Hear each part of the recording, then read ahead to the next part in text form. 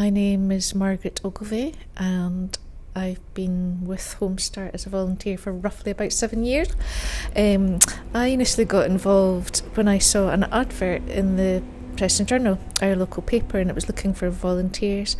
I just returned to Aberdeen at that time, and I just thought, I'd just settled my son into school, and I just thought maybe that's for me. Went to the training up in Maastricht, and then shortly after that, which I really enjoyed the training, I met a whole load of people from all different walks of life with loads of experience or none experience, so it was really interesting. The subjects covered were great, and then shortly after that I got my first family, and now I've had maybe 4 or 5 families, some for a short time, some for a long time. I've helped out. I remember helping a mum of newly born twins over the summer, just an extra pair of hands. She had a 3-year-old and newborn twin boys, and as you can imagine, life was just hectic with young mums. I've had older mums. I've had a real broad range of people.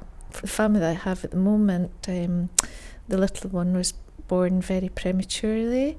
And I'd like to learn more about that and how that influences bonding and development. And so I feel it's something it's always evolving, but sometimes I feel it's just the simplest things as well, just the having a cup of tea or a chat. It's not rocket science. Sometimes it's just an ear, it's just someone to listen, it's someone that's not making any judgments. And sometimes you kind of feel that you're being criticised for the way you bring up your family, and then you become a bit guarded because you're being judged. But for them to kind of open up to you, it's a real privilege. Yeah. With my last family, who I was with probably for nearly 4 years, I loved seeing the change in mum, because when we first met, she just didn't have any self-belief in herself at all. She all the mums that I've met have been great mums, but sometimes they just don't believe it. They just don't think they are. They think that they're not doing a good job, and all of them, without exception, are.